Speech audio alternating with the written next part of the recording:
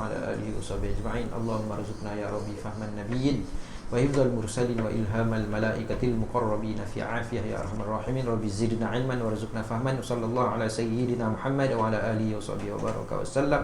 Walhamdulillahi rabbil alamin. Qala rabbi shrah li sadri wa yassir li amri wahlul 'uqdatam min lisani yafqahu qawli. Rabbi yassir wa la tu'ansir ya karim. Rabbi yassir wa la tu'ansir ya karim. Rabbi yassir wa la tu'ansir ya karim. Allahumma salli ala sayyidina Muhammad wa ala ali sayyidina Muhammad. Allahumma salli ala sayyidina Muhammad wa ala ali sayyidina Muhammad. Allahumma salli ala sayyidina Muhammad wa ala ali sayyidina Muhammad. Assalamualaikum warahmatullahi wabarakatuh. Tuan-tuan puan-puan dirahmati Allah Subhanahu wa taala. Alhamdulillah, pada pagi waktu duha ni kita sambung kuliah kita. Kita menggunakan kitab Qalbun Salim. Kita sambung muka surat 297. Tajuk besar dia iaitu berkaitan dengan sifat-sifat mazmumah, sifat-sifat yang keji, sifat yang wajib kita buang dalam hati kita, dalam diri kita. Mudah-mudahan segala amal ibadah kita diterima oleh Allah Subhanahu wa taala, iaitu wujub, iaitu kita merasa diri kita baik, kita ajaib dengan ibadah yang kita buat, kita ajaib dengan ilmu yang kita ada. Jadi sebab dan ubat bagi penyakit wujub. Dia sebut dah, sebab dia punca daripada kejahilan kita.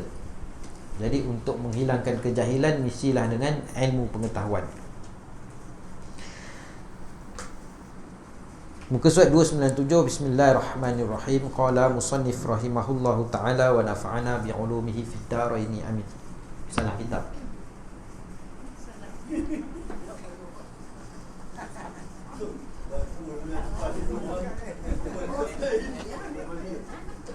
Tak mohon.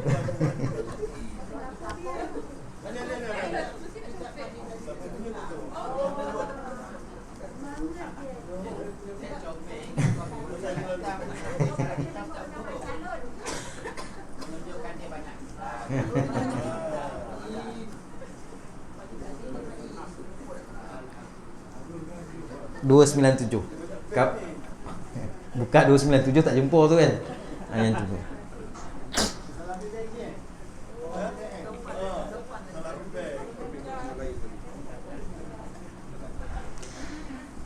Allah Subhanahu wa taala berfirman lagi, wa ma tasyauna illa an yasha Allah, dan tiadalah kamu berkemampuan melainkan dengan cara yang dikehendaki Allah. Al-Insan 76 ayat 30. Jadi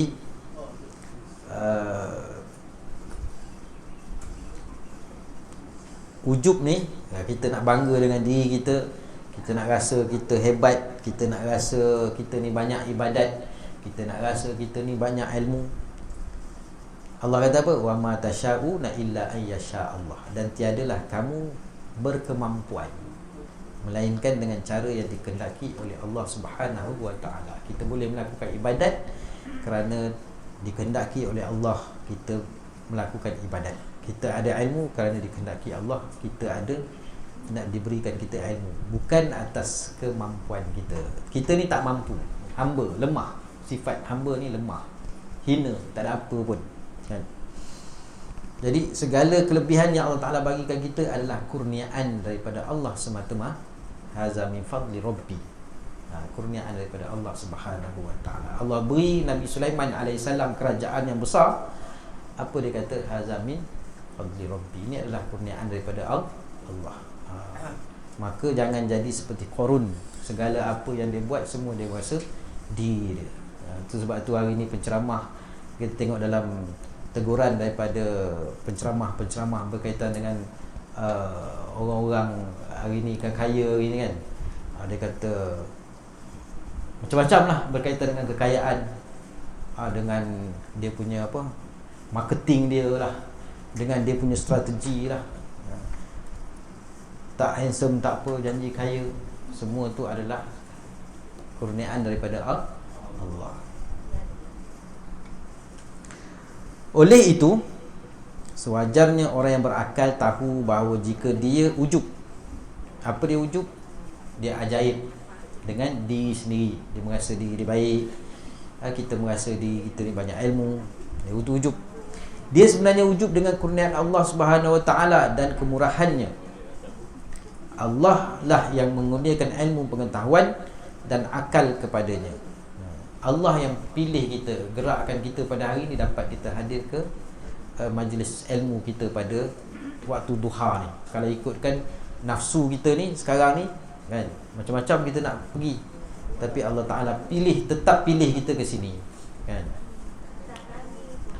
Betul, pasal tani lah, macam-macam penamaan calon lah. Jadi semua, tapi kenapa hati kita Allah gerakkan kat sini? Semua hadza min fadli rabbi. Semua ni adalah kurniaan daripada Allah. Allah pilih kita, Allah gerakkan kita. La haula wala quwwata illa billahil aliyil azim.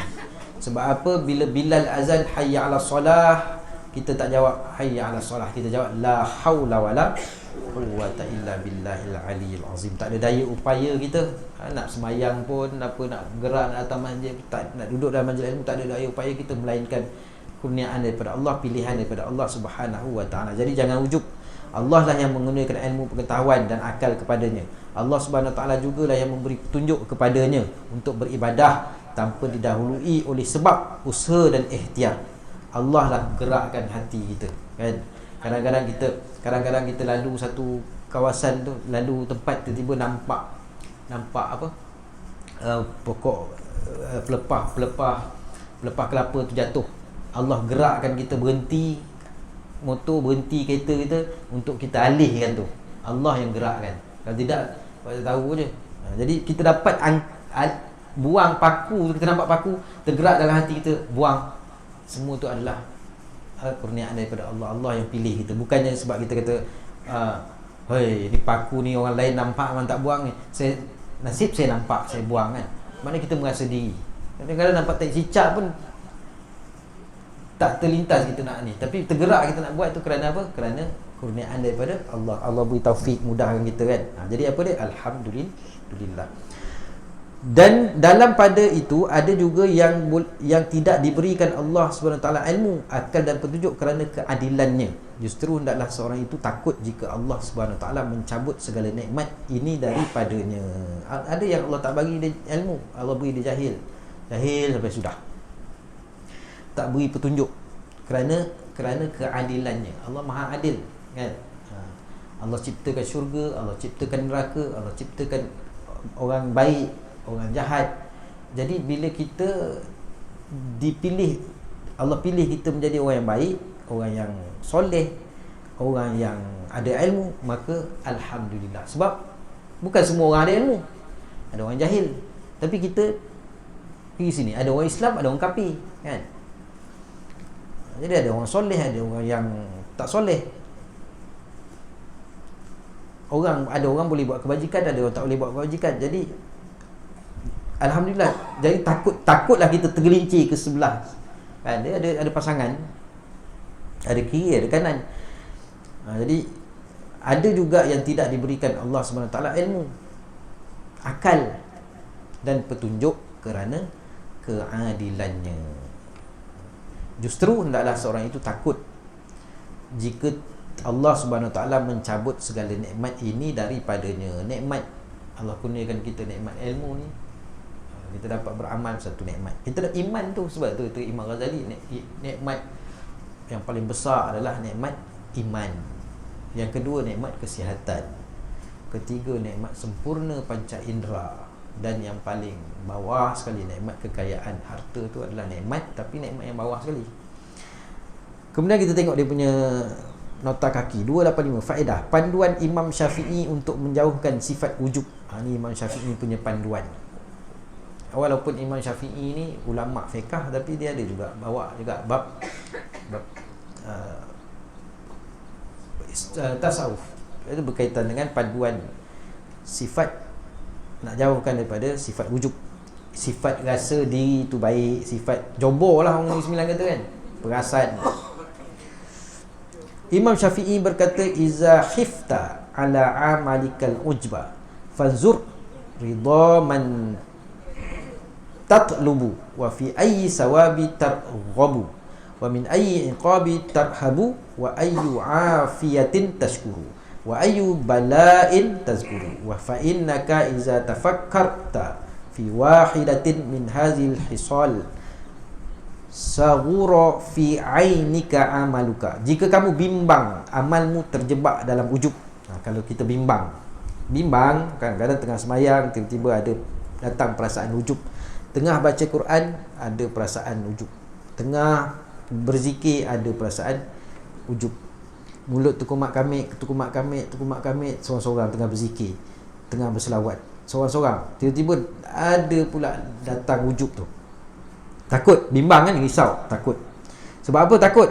Sebab bila ada ujub ni, kesan dia ialah kita punya amal kita sia-sia, tak dapat pahala. Maka lihatlah keredaan siapa yang kamu tuntut daripadanya.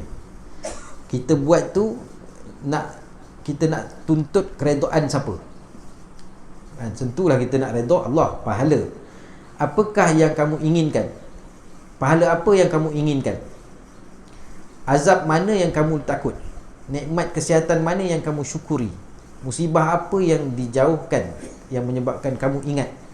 Sesungguhnya jika kamu memikirkan salah satu daripada perkara-perkara ini, maka kamu akan melihat kerdilnya amalanmu. Alah, apa hebat sangat, kita kata kan. Apa hebat sangat? Kau nak redha siapa? Pahala apa yang kamu inginkan? Azab mana yang kamu takut? Nikmat kesihatan mana yang kamu syukuri? Musibah apa yang kamu ingat? Sesungguhnya jika kamu memikirkan salah satu daripada perkara-perkara ini, maka kamu akan melihat kerdilnya amalanmu.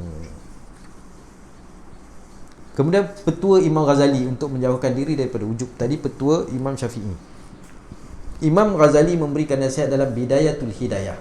Ini kitab Imam Ghazali yang asas bagi ilmu tasawuf, iaitu nama kitab tu Bidayatul Hidayah, permulaan bagi jalan petunjuk. Bal yanbaghi laka an ta'lama anna khaira man huwa khairun indallahi fi daril akhirah wa zalika ghaibun wa huwa mawqufun 'alal khatimati fa'tiqaduka fi nafsika annaka khairun min ghairika jahlun mahdun bal yanbaghi alla tanzura ila ahadin illa wa tara annahu khairun minka wa annal fadla lahu 'ala nafsika. Bahkan kamu sewajarnya tahu bahawa kebaikan adalah sesiapa yang baik di sisi Allah SWT dan pada hari akhirat, dan itu adalah perkara yang gaib, tidak diketahui, dan ia terhenti atas kematian. Maka keyakinanmu pada dirimu bahawa engkaulah yang lebih baik daripada selainmu adalah kejahilan yang nyata. Bahawa kita merasa diri kita baik daripada orang lain, itu adalah kejahilan yang nyata. Bahkan sewajarnya kamu tidak melihat orang lain kecuali dengan pandangan bahawa dia lebih baik daripadamu dan kelebihan adalah miliknya daripada kamu. Kita kena pandang orang baik. Ni Imam Ghazali kata kan, pandang orang lain baik. Sebab tu kalau Hasan Al-Basri pula, dia memandang, dia nak ajar diri dia supaya tak ada perasaan wujub, tak ada merasa diri dia baik daripada orang. Dia memandang kita memandang, melihat orang yang lebih tua daripada kita, kita memandang, Masya-Allah, Haji ni umur dia lebih tua pada kita, kan? Tuan Haji lebih tua pada saya, bermakna segi amalan Tuan Haji lebih banyak daripada saya, kan? Puasa Tuan Haji lebih banyak, sembahyang Tuan Haji lebih banyak, Tuan Haji khatam Quran berapa banyak lah daripada, sebab umur dah berbeza 20 tahun contoh, kan? Kemudian memandang orang muda pula, mana orang muda pada kita, dia ni muda pada kita. Kalau segi dosa tu nak dibandingkan dengan kita, sudah tentu dia lebih sikit daripada kita, kan? Kalau pandang budak kecil pula, Masya-Allah, ni ahli syurga ni, dia tak ada dosa. Kita ni dah umur dah banyak ni, tak berapa banyak dosa yang kita buat. Dia ni budak kecil, ahli syurga, Masya-Allah. Kalau pandang ahli maksiat pula, buat maksiat mungkin dalam keadaan dia jahil. Kita ni ada ilmu tapi terjerumus juga dengan maksiat. Ini lagi jahat kita ni, kan? Mereka ni mungkin buat dalam keadaan mereka jahil. Kemudian hingga kan Hasan Al-Basri memandang orang kafir pun, dia memandang ini mungkin satu hari kalau dia dapat hidayah, dia masuk Islam, kan? Lepas tu dia meninggal, Masya-Allah, bersihnya dosa dia, walaupun berapa lama ni dia dalam keadaan kufur. Tapi kita ni tak tahu lagi ending kita macam mana. Jadi nampak orang baik, nampak orang baik. Sebab tu kadang-kadang saya sendiri pun kadang orang kelang kabut potong kita, kan? Mungkin saya kata mungkin dia minyak dia tak boleh nak slow ke, ataupun kadang sakit perut kan, nak copek kan. Kalau nak ikut hati jahat kita, mungkin kita kata baru mula macam-macam kan, tapi kita pandang arah positif kan, mungkin dia sakit perut, tu yang dia potong kita kelang kabut tu. Sebab kita pun kadang ada masa kat macam tu. Macam saya bawa kereta kadang laju, terlupa pakai kopiah atas kepala, pakai serban. Tu yang kadang-kadang bila saya nak laju sikit, saya supaya orang tak ni kan, kadang terlupa.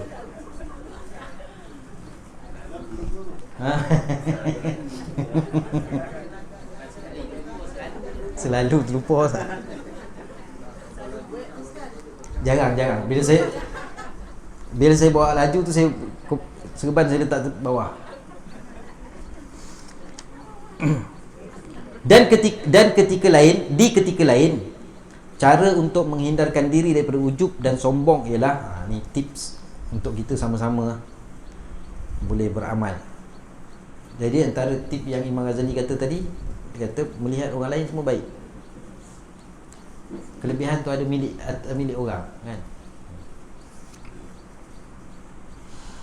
Jika dia anak kecil, maka insaflah bahawa dia belum pernah melakukan maksiat kepada Allah Subhanahu wa ta'ala. Sedangkan dirimu yang lebih tua sebaliknya, tidak syak lagi anak kecil itu lebih baik daripada dirimu. Ini sebagaimana yang poin daripada Imam Hasan Al-Basri lah ni. Jika dia anak kecil, maka insaflah bahawa dia belum pernah melakukan maksiat kepada Allah Subhanahu wa ta'ala. Sedangkan dirimu yang lebih tua sebaliknya, tidak syak lagi anak kecil itu lebih baik daripada dirimu. Sebab tu saya kadang bila baca bab kitab ni, saya pergi sekolah mengajar anak-anak kecil, budak-budak sekolah rendah ni, kadang insaf bahawa saya berhadapan dengan anak-anak syurga. Anak syurga tu yang kadang ada masa tu dia ada perasaan kan, kadang korang yang anak syurga doa kau ustaz, kan. Jika dia lebih tua, maka anggaplah dia lebih dahulu beribadah dibandingkan dengan dirimu. Tidak syak lagi orang tersebut lebih baik daripada kamu. Macam depan saya ni kan, semua banyak amalan lebih daripada saya. Sekurang-kurangnya lebih 20 tahun, 10 tahun, 20 tahun kan. Yelah, umur lebih menunjukkan amal tu lebih. Bulan Ramadan mesti lebih punya kan, mesti bertemu dengan Ramadan lebih daripada saya. Ada yang lebih 10 tahun kan? Ada lebih 20 tahun, lebih tak pun lebih 2-3 tahun. Itu maknanya sebab apa? Sebab memandang saya ni tahu. Maknanya tak, itulah contoh ujub tu, nak buang ujub tu. Bila kita kata tuan banyak, tak ada, saya baru nak mula, maknanya kita rasa kan, okay, praktis lah tu.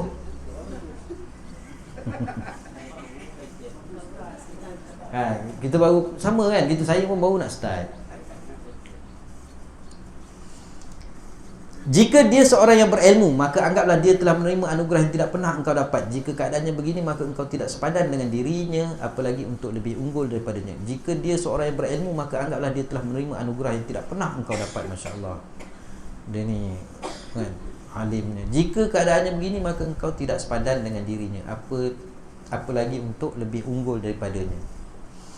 Jika dia orang yang jahil, maka anggaplah dia melakukan maksiat kerana jahil, sedangkan kamu melakukan maksiat dengan ilmu yang kamu miliki. Jika dia orang kafir, maka ingatlah tidak ada siapa yang tahu akhir hayat seseorang. Dia mungkin akan masuk Islam pada suatu hari nanti, lalu meninggal dunia dengan amalan yang baik, husnul khatimah. Jika begitu keadaannya, dosa-dosanya yang lalu akan keluar seperti keluarnya sehelai rambut daripada adunan roti, iaitu keluar dengan mudah sekali. Kamu belum tentu sepertinya. Kamu mungkin saja menjadi sesat di hujung kehidupanmu, atau berubah menjadi kafir yang akhirnya menutup usiamu dengan amal yang buruk, su'ul khatimah. Tu maknanya, inilah kalau sebenarnya poin-poin ni kalau baca tentang apa yang disebut oleh Imam Hasan Al-Basri. Istidraj pula.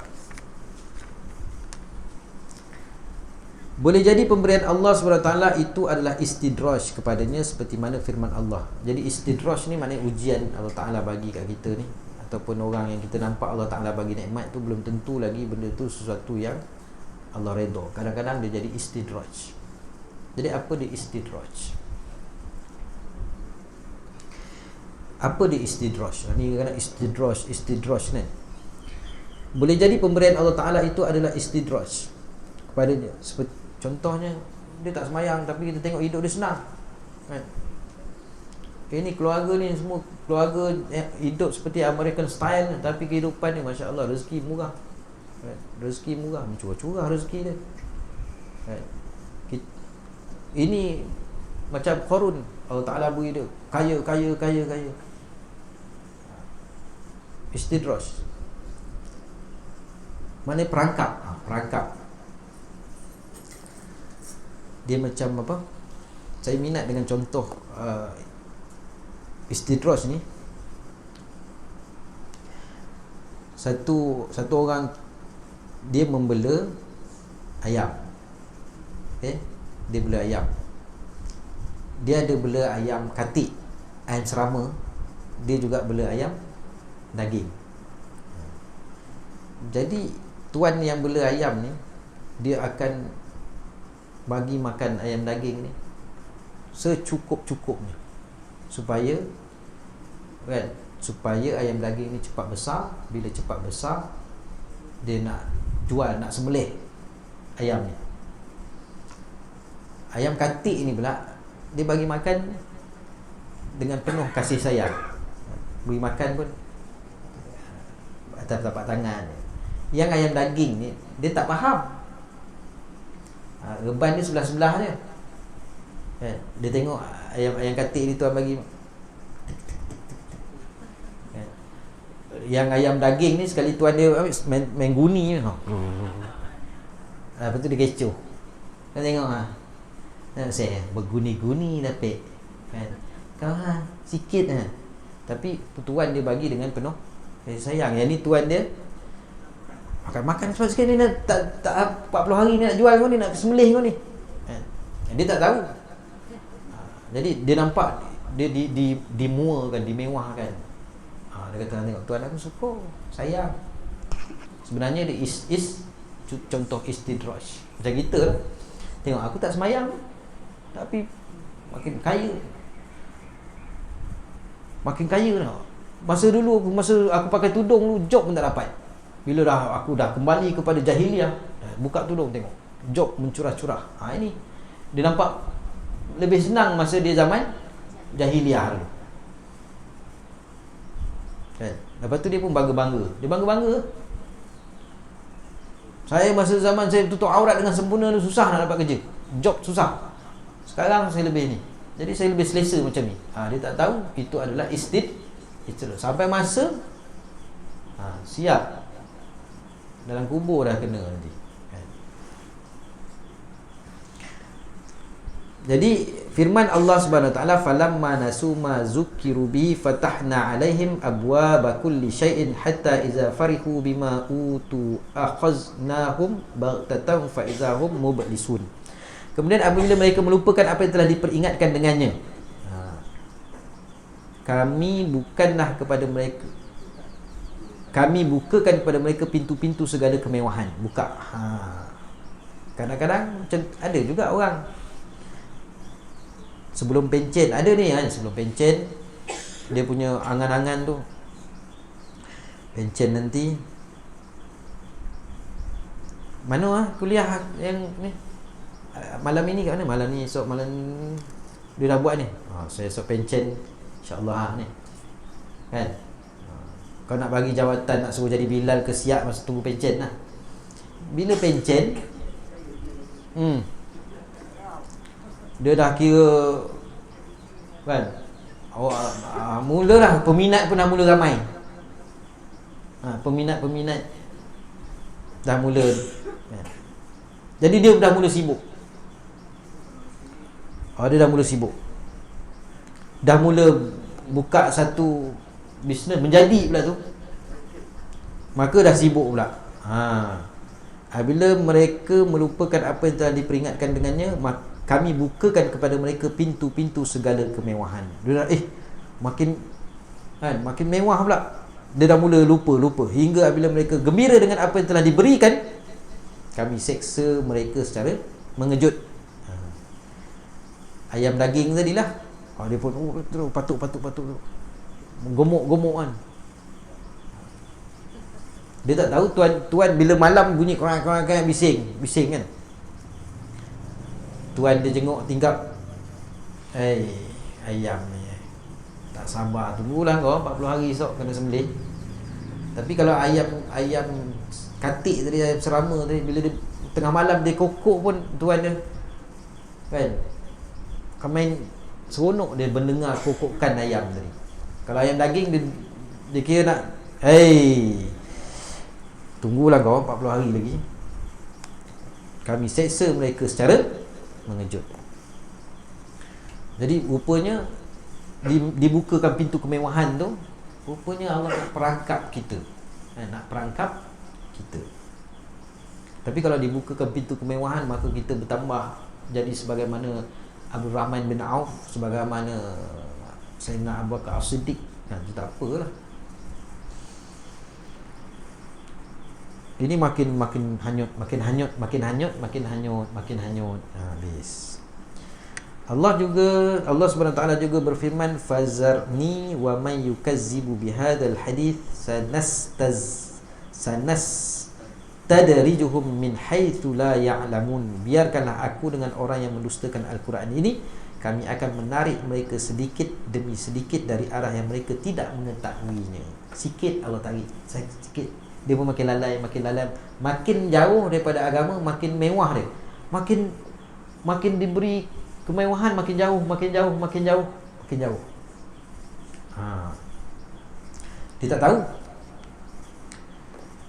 Jadi kalau yang tahu, ini adakah ni ujian ni? Ni lain macam nikmat yang Allah Ta'ala bagi ni. Ni nikmat ke ujian? Kan? Sakit pun tak pernah. Lain macam ni. Istidraj ialah pemberian daripada Allah Subhanahu Taala yang sebenarnya adalah satu bentuk siksaan yang akan menimpa seseorang, tetapi ditangguhkan buat sementara waktu. Tangguh dulu. Masa hidup ni biar diberi kemewahan dulu. Tangguh. Mati nanti siap. Perumpamaannya adalah seperti orang yang hendak menangkap ayam. Wallahu a'lam. Macam mana orang nak menangkap ayam lah ni? Orang yang hendak menangkap ayam sudah pasti memberinya makan dengan bijirin, termasuklah beras, jagung dan lain-lain. Apabila ayam leka makan, ketika itulah dia akan menangkapnya. Bagi makan. Kan masa kecil-kecil dulu kita buat tali bulat tu kan, lepas tu kita bagi beras tu daripada sana sikit sampai kat sini banyak. Dia pun lepas tu sampai dekat tali ropia yang kita nak tarik tu, dia pun leka dah banyak tu. Kita pun makan ayam kampung kita hari tu kan. Macam itulah keadaan yang dimaksudkan dengan istidraj, iaitu pemberian daripada Allah SWT adalah sebenarnya dalam bentuk siksaan yang akan menimpa seseorang, tapi ditangguhkan dulu.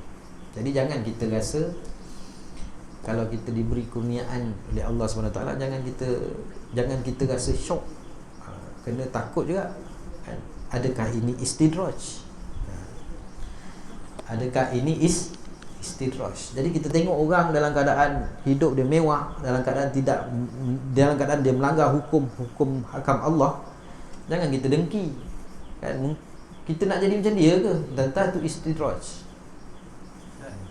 Istidraj terjadi kepada kelebihan harta ke? Kalau kelebihan ilmu, adakah dia istidraj juga?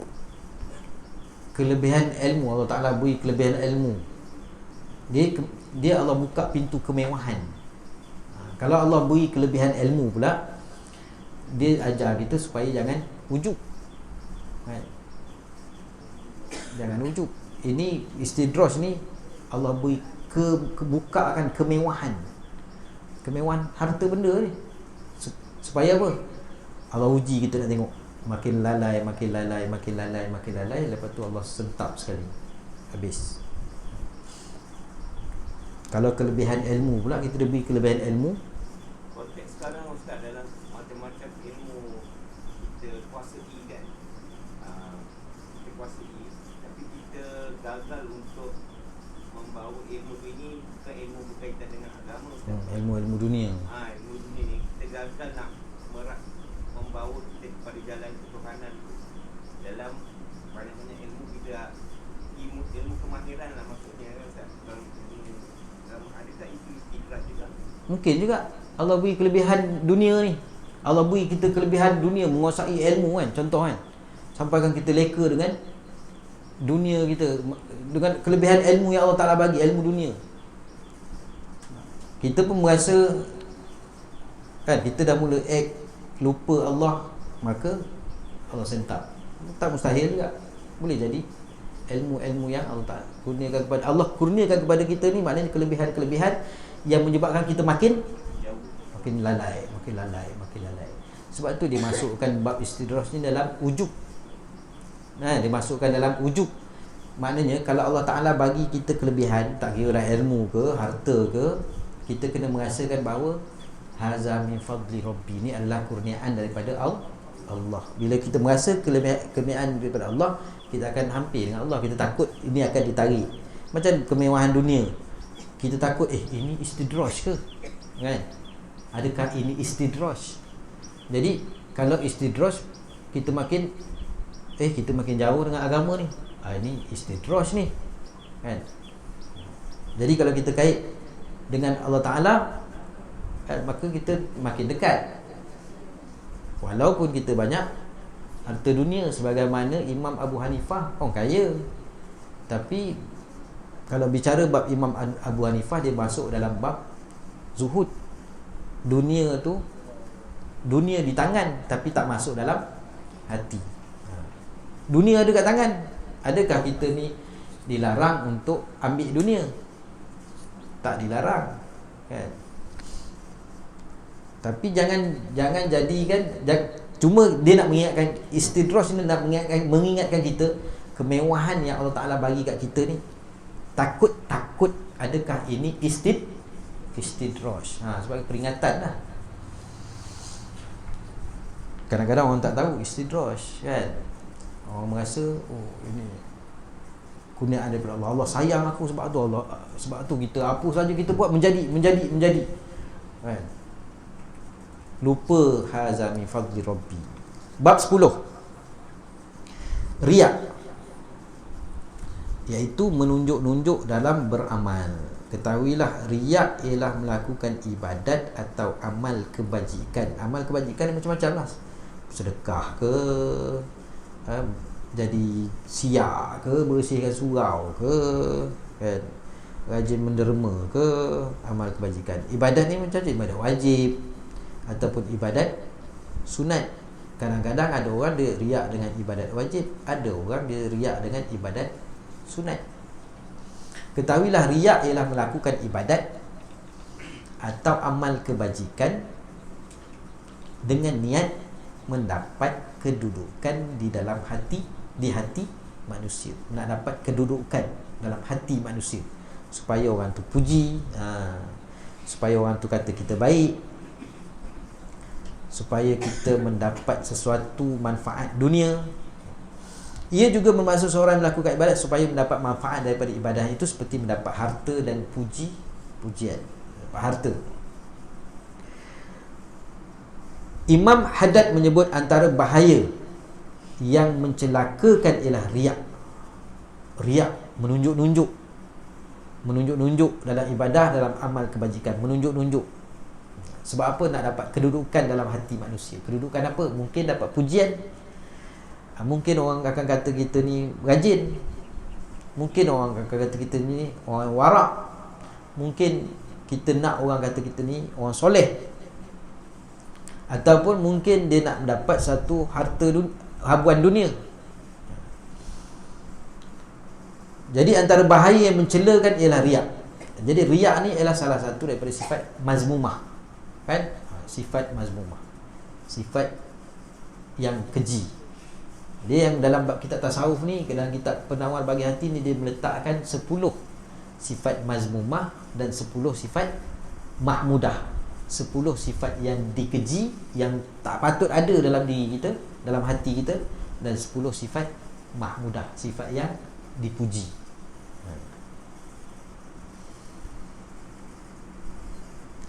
Rasulullah sallallahu alaihi wasallam telah mengecamnya dan menamakan dengan syirik yang kecil atau syirik tersembunyi, syirik khafi. Kalau kita belajar tajwid pun ada lahnu, kesalahan khafi, kan? Kesalahan yang kecil yang mungkin menyebab tidak hanya orang-orang yang belajar je dia tahu itu silap. Orang yang tak belajar mungkin dia tak perasan, dia tak tahu. Itu kesalahan yang kecil. Jadi dalam bab syirik pun ada syirik yang tersembunyi. Syirik yang besar memang orang nampak. Apa dia ni, aku tengok bila dia datang surau Haji Leman, dia singgah kat situ kan, dia nampak dia, macam dia duduk terbongkok-bongkok, dia sembah pokok. Nampak lah kan. Itu syirik yang besar. Syirik besar ni orang Islam Nabi tak risau sangat, tapi Nabi risau syirik yang tersembunyi. Jadi benda ni kena beritahu, sebab Nabi ingatkan kita, takut-takut benda tu ada. Syirik ni syirik kecil atau syirik tersembunyi. Erti riak menuntut, iaitu dia berkendakkan kedudukan atau minta dihormati dalam kalangan orang ramai dengan amalan yang ditunjukkan untuk akhirat. Nampak amalan tu amalan akhirat. Amalan tu amalan akhirat. Sembahyang, puasa, berzikir, baca Quran, tu semua amalan-amalan akhirat. Misalnya seorang yang solat, berpuasa, mengeluarkan zakat, naik haji, berjihad fisabilillah dan membaca Al-Quran dengan tujuan supaya orang ramai memujinya, menghormatinya, serta memberikannya harta benda mereka. Itulah orang yang beramal dengan riak. Dia buat segala amal tadi, tujuan dia supaya orang ramai puji, hormat dia, memberikan harta benda mereka. Itulah orang yang beramal dengan riak. Amalan orang ini adalah tertolak dan semua usahanya sia-sia. Sama ada orang ramai memberi kepadanya apa dicita-citakan maupun tidak. Kita nak orang puji kita, tapi orang tak puji pun. Kita nak orang kata kita ni baik, tapi orang tak kata pun. Tapi kita nak, mana sama ada dapat apa yang kita nak ataupun tak dapat apa yang kita nak, tetap dinamakan riak. Setengah tu dapat, oh lah, sorok sedap lah. Memang kita nak tu, sebab tu kita tadi kita buat tu memang kita nak orang puji, jadi dapat. Tapi kadang tak dapat, tetap dinamakan riak. Apa yang dikatakan oleh Imam Al-Haddad adalah merujuk kepada hadis daripada Sayyidina Abu Hurairah. Panjang hadis ni, kita baca. Sami'tu Rasulullah sallallahu alaihi wasallam yaqulu anna awwalan nas yaqda yaumal qiyamah alaihi rajulun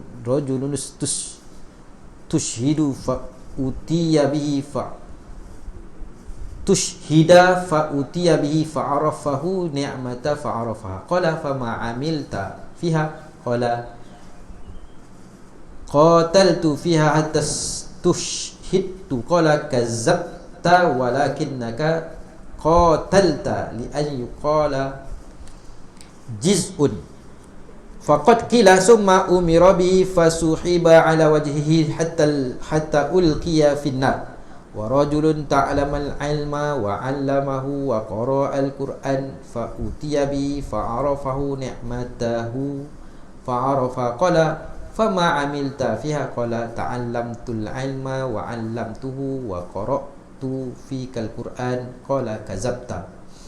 Tak boleh kita nak tipu. Apa yang kita buat, kita kata, kita claim, apa kau buat dengan ilmu kau? Aku ni untuk beramal apa semua kan. Kau jihad untuk apa? Aku jihad untuk fisabilillah. Tak ada. Semua tu dusta. Kazabta. Walakinnaka ta'allamtal ilma liyuqala alimun. Kau belajar supaya kau ni dikatakan alimun wa qara'tal Quran yuqala huwa qari'un. Kau duk belajar Quran supaya orang kata kau ni qari. Faqad qila summa umira bihi fasuhiba ala wajhihi hatta ulqiya finnar. Masuk neraka. Kan?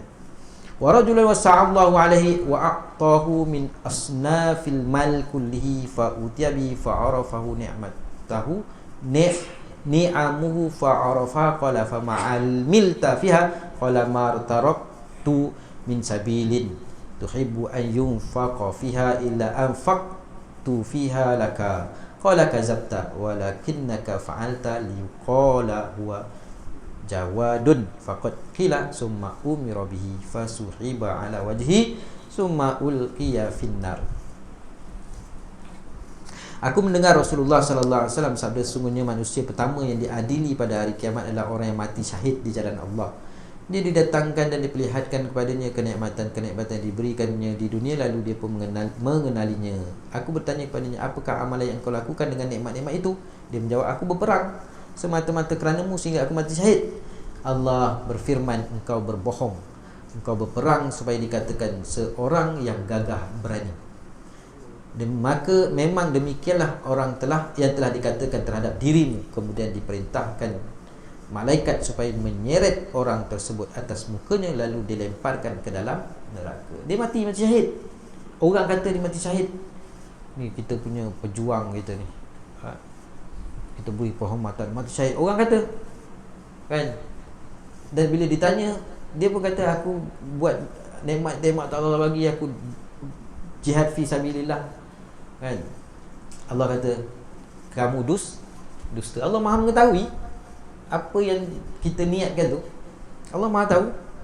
Rupanya kamu engkau berbohong, lalu diperintahkan malaikat supaya heret orang tersebut atas mukanya, lalu dilemparkan dalam neraka. Seterusnya diadili seorang yang menuntut ilmu dan mengajarkan serta membaca Al-Quran. Dia didatangkan dan diperlihatkan kepadanya kenikmatan-kenikmatannya, lalu dia mengakuinya. Kemudian Allah bertanya, apa amalan yang telah engkau lakukan dengan kenikmatan-kenikmatan itu? Dia menjawab, aku menuntut ilmu dan mengajarkannya. Aku baca Quran semata-mata kerana-Mu. Allah berkata, engkau berbohong. Engkau menuntut ilmu supaya dikatakan seorang yang berilmu, dan engkau membaca Al-Quran supaya dikatakan seorang pembaca Al-Quran yang baik. Memang begitulah yang dikatakan tentang dirimu. Kemudian diperintahkan malaikat supaya mengheret atas mukanya dan melemparkannya ke dalam neraka. Jadi kalau ada benda-benda macam ni, istighfar. Wujud pun sama juga. Kalau ada perasaan-perasaannya, istighfar, astagfirullahalazim, betulkan balik niat kita, kan? Kadang benda yang dalam hati. Sebab tu dia kata ubat dia apa? Ilmu, mengetahui apa efek dia kalau ada benda-benda macam ni. Seterusnya diadili seorang yang diluaskan rezeki dan pelbagai harta benda. Dia didatangkan, diperlihatkan kepadanya kenikmatan-kenikmatannya, lalu dia mengenalinya, mengakuinya. Ni nikmat-nikmat ni Allah Ta'ala dah bagi kat aku. Ya, betul. Allah bertanya, apakah yang engkau telah lakukan dengan nikmat-nikmat itu? Dia menjawab, aku tidak pernah meninggalkan sedekah dan infak pada jalan yang engkau cintai, melainkan pasti aku akan melakukannya semata-mata kerana-Mu. Masa dekat dunia tu dia orang senang, orang dia beri nikmat, dia pun tak kerekut, memang selalu infak, kan? Bila ditanya, dia kata dia buat benda tu semua. Tetapi Allah Subhanahu Wa Taala berfirman, engkau berbohong. Allah Maha mengetahui. Sebab tu dalam bab amal ibadah kita ikhlas ni, dia satu benda yang tersembunyi, hanya Allah yang nilai. Benda tu ada tak ada dalam diri kita, kita beritahu kita ikhlas ke, kita tak beritahu ke, benda tu Allah Maha mengetahui. Ulama kata seumpama semut yang hitam duduk di atas batu yang hitam di tengah-tengah gelap malam yang gelita, tak ada nampak apa langsung, tapi di tengah-tengah batu yang hitam tu, tengah malam gelap gelita yang hitam tu, ada semut yang berwarna hitam. Ada, tapi siapa pun tak nampak. Kalau kita ada torchlight, kita boleh nampak lah. Ni tak ada gelap gelita, siapa boleh nampak? Tapi ada semut tu, maka macam itulah ikhlas. Ada, walaupun orang ni tak beritahu dia ikhlas ke, walaupun nampak macam ikhlas, tak apa saya ikhlas, belum tentu. Nampak muka je macam tak ikhlas, muka macam tak ikhlas, tapi sebenarnya ikhlas. Itu tak kisah. Ikhlas tak ikhlas ni rahsia daripada Allah Subhanahu Wa Taala. Macam ni orang semua kata dia ni memang senang betul, minta apa memang mudah betul, memang ikhlas betul. Tak kira lah ikhlas. Dia sendiri pun kata ikhlas bila Allah tanya. Tapi Allah kata engkau berbohong. Takkan Allah Ta'ala tak tahu? Takkan Allah Ta'ala saja suka-suka apa ni? Kan? Dia dah kata dia ikhlas, tiba-tiba Allah kata tak ikhlas. Apa ni? Dia cari ayah dia rupanya.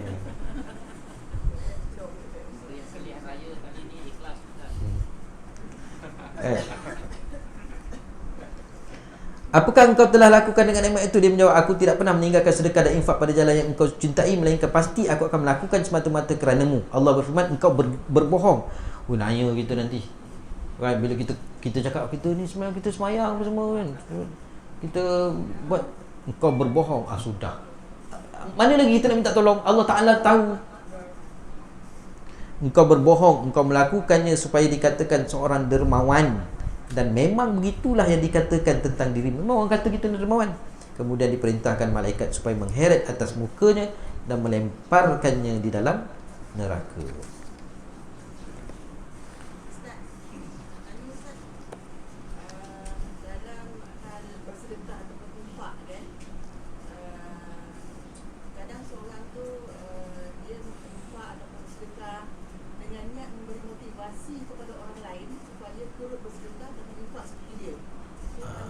Itu dia dalam bab amalan macam bersedekah ni, dia boleh kita bersedekah secara terang ataupun secara sembunyi. Boleh infak secara sedekah ni, boleh sedekah secara terang ataupun sembunyi dengan syarat ikhlas. Kita sedekah dengan buat baik, orang nampak ni supaya kebaikan kita tu orang ikut. Boleh, tak ada masalah kan.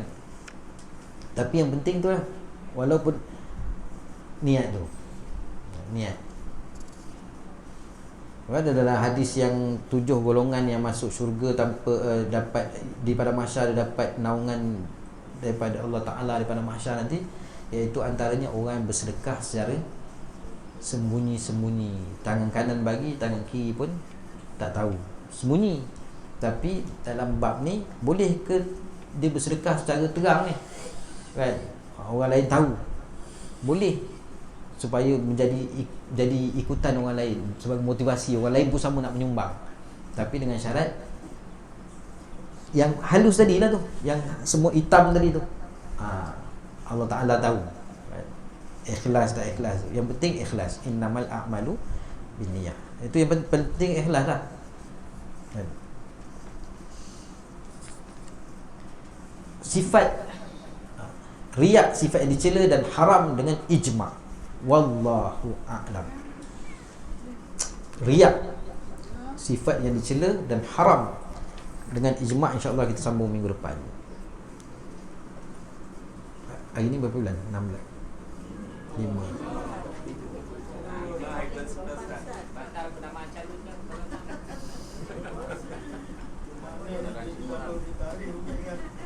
Kalau tak salah isi tarikh, batal pencalonan tu.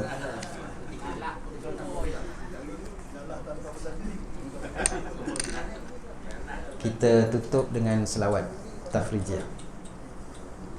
Allahumma salli wa sallim wa barik alaihi wa ala alihi sallallahu salam alaihi. Allahumma salli salatan wa salim salaman tamman ala sayyidina Muhammadin alladhi tanhallu bil qadu wa tanfariju bil kurabu wa tuqda bil hawaiju wa tunalu bil ghaibu wa husnul khadimi wa yustasqal ghamamu biwajhil karim wa ala alihi wa sahbihi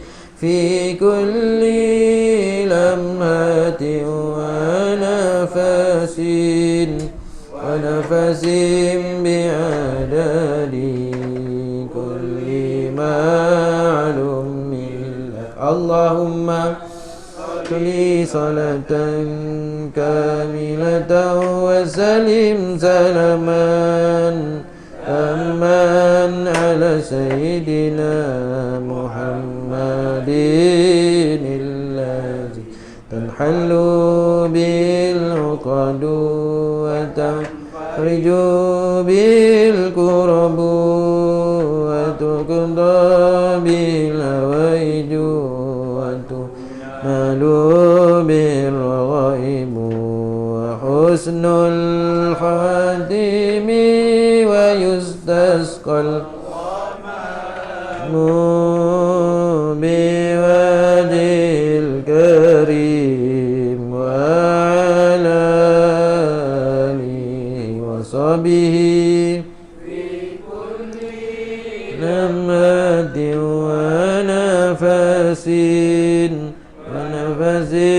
بعدد كل معلوم لك اللهم صل صلاة كاملة وسلم سلاما تاما على سيدنا محمد الذي تنحل بالعقد فرج بالكرب وتقضى بالهوائج وتنال بالغيب وحسن الخواتم ويستسقى الغمام بوجه الكريم على